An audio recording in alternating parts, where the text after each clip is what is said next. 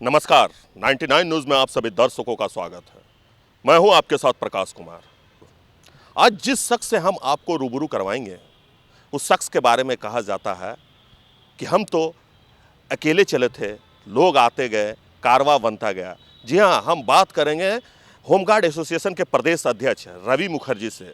रवि मुखर्जी जो लगातार होमगार्ड के भविष्य को लेकर लड़ाई लड़ रहे हैं। इस लड़ाई को लड़ते हुए इस पर कई सारे मामले भी दर्ज किए गए, लेकिन इन्होंने लड़ाई छोड़ी नहीं है, बल्कि उस लड़ाई को लड़ रहे हैं और होमगार्ड जवानों को न्याय दिलाने की बात कर रहे हैं।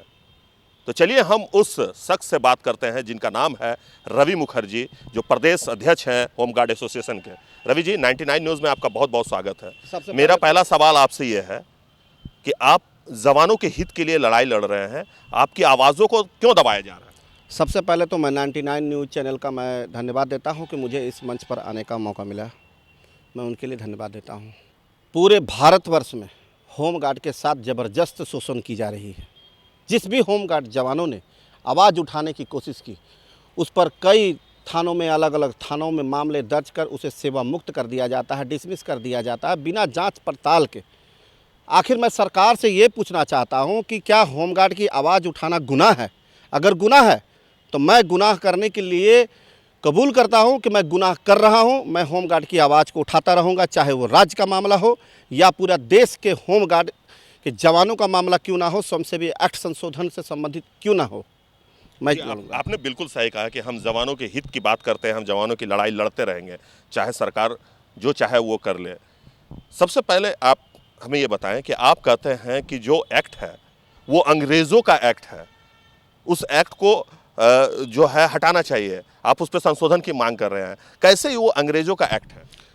देखिए, ये अंग्रेज़ों के समय का ये जो है स्वयंसेवी एक्ट जो है, ये पूर्व से चली आ रही है, करीब 70 वर्ष पहले से। जब देश में अंग्रेज़ों के द्वारा जब भारत को कब्जा कर लिया गया था, तो उस वक्त होमगार्ड के जवान तब भी थे और आज भी हैं। आज होमगार्ड के साथ ऐसी स्थिति है कि उसे नपुंसक बना करके भारत सरकार, राज्य सरकार ने रखी हुई है। मैं भारत सरकार से ये पूछना चाहता हूँ, एवं राज्य के मुख्यमंत्री जी से मैं पूछना चाहता हूँ कि होमगार्ड ने ऐसा कौन सा कसूर किया है? चीन युद्ध में उनकी लड़ाई लड़ी गई, पूरे जितने भी विधि व्यवस्था हो, कोरोना जैसी महामारी में जिस प्रकार से लोग अपने अपने घरों में सुरक्षित थे, होमगार्ड के जवान जो है सड़कों पर थे, लोगों की सुरक्षा में लगे रहे, और आज उनको अंग्रेजों की तरह शोषण की जा रही है। हमारे पूर्वज कहते थे कि अंग्रेजों के ज़माने में जिस प्रकार से अंग्रेज जो है शोषण किया करते थे, उसी प्रकार से होमगार्ड के पदाधिकारी, अधिकारी, सरकार जो है आज हम लोगों को अंग्रेजों की तरह शोषण कर रही है, होमगार्ड का खून चूस रही है। और आज कोई सुनने वाला नहीं है। जब किसी होमगार्ड ने आवाज़ उठाने की कोशिश की, उसे या तो जेल जाना पड़ा, या तो उसे थानों में ऐसे ऐसे कांड अंकित करते हुए उसे डिसमिस कर दिया गया। ना उसकी जांच की गई, ना पड़ताल की गई। ये काफ़ी निंदनीय, घोर है। जी रवि, मुझे ये बताएं, आप पे अभी तक राज्य सरकार ने या विभाग की तरफ से कितने मुकदमे दर्ज किए गए हैं? कौन कौन से मुकदमे हैं? देखिए, धनबाद थाना में हमारे ऊपर में फर्जी मामला लगाया गया, जिसमें सरकारी काम का बाधा लगाया गया। उस आरोप में मुझे 7 वर्षों के लिए मुझे सेवा मुक्त कर दिया गया। मैं झारखंड उच्च न्यायालय से जीत करके मैं पुनः वापस आ गया। रांची के 3-4 थानों में हमारे ही गिररक्षक भाइयों को मिलाकर उनसे फर्जी केस करवा दिया गया। तो मैंने कहा ना कि अंग्रेजों के ज़माने में हमारे भाई जो थे वो देश को बांटने का कार्य करते थे। फूट डालो राज करो। बिल्कुल, फूट डालो राज करने का काम किया। मैंने तो कहा कि पूर्वजों ने द्वारा हमें कहा गया कि उस वक्त अंग्रेज जब आए थे तो हमारे ही लोग जो हैं बीच के, वो देश को आज़ाद होना नहीं देना चाहते थे। ठीक उसी प्रकार से आज होमगार्ड के जवानों को भी हथियार बनाकर उसके कंधे पर बंदूक चलाकर होमगार्ड को होमगार्ड से लड़वाने का कार्य करती है। एक्ट संशोधन के कार्य में रोक लगाती है, चाहे वो वेतन का मामला हो, नियमित का मामला, क्योंकि इसमें बहुत बड़ी भ्रष्टाचारी है। और ये सिर्फ झारखंड के लिए नहीं है, पूरे भारतवर्ष में यही प्रथा चल रही है। चाहे वो राजस्थान हो, गुजरात हो, महाराष्ट्र हो, कर्नाटक हो, तमाम राज्यों में ये प्रथा चल रही है। भ्रष्टाचारी 1 नंबर पर आज अगर होमगार्ड में है तो कहीं नहीं है। रवि, एक सवाल और है मेरा, क्योंकि आप लगातार होमगार्ड जवानों के भविष्य को लेकर आंदोलन करते हैं। आप कई राज्यों में गए, आप बिहार गए, यूपी गए, आप बंगाल गए, गुजरात गए, हर जगह आपको सफलता नहीं मिल पाई क्योंकि सरकार वहाँ की नहीं चाहती थी। कि इस एक्ट में संशोधन हो, आखिर सरकार क्यों नहीं चाहती है? सरकार तो स्वयंसेवी बना करके रखी हुई है, क्योंकि कम पैसे में उनको सेवा कौन देगा, उनके आवास पर बर्तन कौन धोएगा, कौन उसकी चमचागिरी करेगा। इसीलिए सरकार जो है वो चाहती है कि स्वयंसेवक बन करके आप रहें और कम पैसे में हमारे यहाँ आप जो है कार्य करें। मतलब हक और अधिकार ना मांगे। बिल्कुल बिल्कुल, तभी तो मैं कह रहा हूँ ना कि ये लोग अंग्रेज हैं, ये लोग अंग्रेज चले गए, अंग्रेजों को कुछ लोगों को छोड़ दिए हैं जो होमगार्ड का शोषण कीजिए, खून चूसिए, होमगार्ड की बहाली आप करते रहिए, उसके बाद होमगार्ड की बहाली के नाम पर होमगार्ड का शोषण आप जारी रखिए। जिसने भी आवाज़ उठाया वो इस विभाग से बाहर का रास्ता उनको देखना पड़ा है। चलिए, आपने सही कहा कि जो भी आवाज़ उठाते हैं उनको इस एसोसिएशन से बाहर का रास्ता दिखाया जाता है, होमगार्ड के जवानों को बाहर का रास्ता दिखाया जाता है। आप झारखंड से लेकर दिल्ली के जंतर मंतर तक आपने जाकर वहाँ आंदोलन किया, कितनी सफलता मिली? देखिए, सबसे बड़ी कारण मैं आपको विशेष रूप से बता देता हूँ कि हमारे ही होमगार्ड के जवान जो हैं उसे अधिकारियों पदाधिकारियों ने उसको यूज करके होमगार्ड के आंदोलन को रोक लगवाते हैं। अगर स्वयंसेवी एक्ट का संशोधन हो जाएगा, केंद्रीय और राज्य कर्मचारियों का अगर उसको दर्जा मिल जाएगा, तो होमगार्ड जो है वो सरकारी कर्मचारी कहलाएंगे। तो फिर अधिकारी और पदाधिकारी और सरकार के यहाँ आवास पर कार्य कौन करेंगे फ्री फोकट में। इसीलिए इस शोषण करने के लिए ही स्वयंसेवी एक्ट का संशोधन नहीं कराना चाहते हैं और होमगार्ड के जवानों को ही तोड़ने के लिए रखे हुए हैं अपने अपने राज्यों में, ताकि जब भी आंदोलन हो तो वो आंदोलन को समाप्त कराए। बस यही उनकी मंशा होती है। पिछले दिनों आपने कहा था कि होमगार्ड के जवान में भी कुछ गद्दार हैं, इसके बारे में बताया कि आखिर उन्हें गद्दार का उपाधि आपने क्यों दिया? मैं इसलिए गद्दारी को उपाधि दिया हूं कि जब जब दिल्ली से लेकर के राज्यों में अपने अपने आंदोलन हमने किए, तब अपने ही बिचौलिया जो हैं वो आंदोलन में आपका जो है आंदोलन को रोकने का कार्य करती है। वो नहीं चाहती है कि होमगार्ड का विकास हो। और इसीलिए तो मैंने कहा ना कि अंग्रेज़ों के ज़माने में जिस प्रकार से गद्दार हमारे ही बीच के लोग थे, ठीक होमगार्ड विभाग में भी हमारे ही बीच के गद्दार जो हैं वो आंदोलन को सफल होने देना नहीं चाहते हैं, क्योंकि उनकी चमचागिरी करते हैं।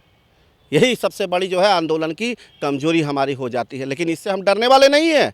हमारे साथ ऐसे बड़े बड़े शेर अगर हमारे साथ हैं, पूरे भारत के शेर अगर हमारे साथ हैं, तो उन कुत्तों को जो है जो छोड़े गए हैं, तो उनके भौंकने से शेर डरा नहीं करते हैं। वो आंदोलन में आगे जाएंगे।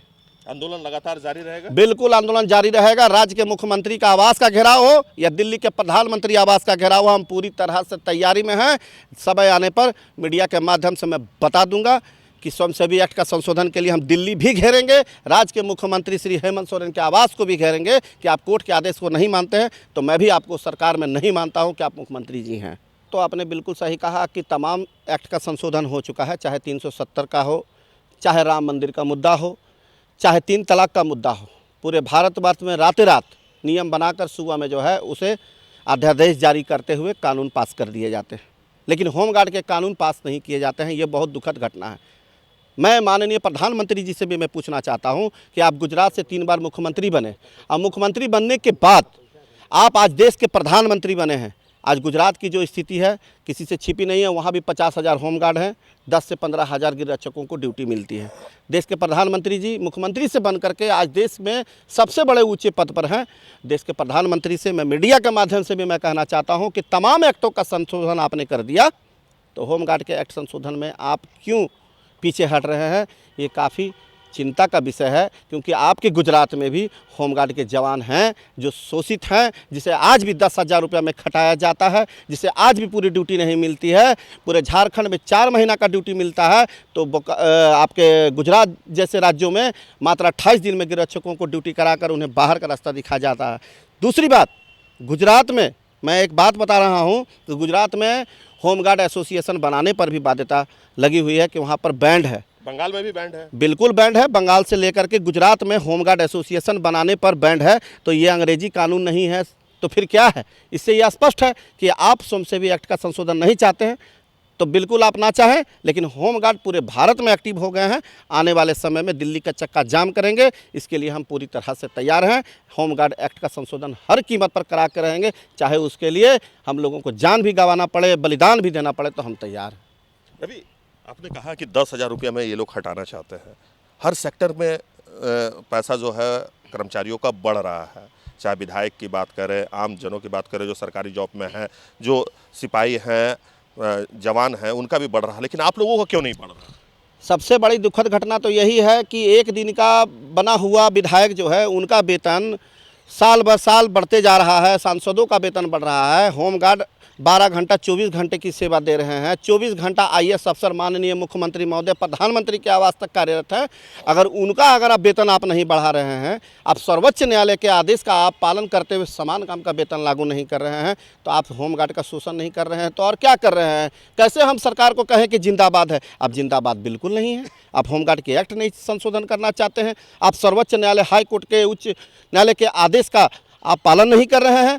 तो इससे स्पष्ट है कि आप तानाशाही का रूप अख्तियार कर रहे हैं, होमगार्ड का आप शोषण कर रहे हैं, खून चूसने का कार्य कर रहे हैं। तो इसे आप बर्दाश्त नहीं किया जा सकता है। चलिए, बहुत बहुत धन्यवाद। तो ये थे हमारे साथ रवि मुखर्जी, जिनका कहना है कि हम आंदोलन तब तक जारी रखेंगे जब तक होमगार्ड जवानों को उनका हक और अधिकार नहीं मिल जाता है। हमारा आंदोलन तब तक जारी रहेगा जब तक हमें न्याय नहीं मिल जाता है। तो अभी के लिए बस इतना ही। हमारे सहयोगी राजेश और हमें दीजिए इजाज़त। आप देखते रहिए 99 न्यूज़। अपना बहुत ख्याल रखिए। नमस्कार।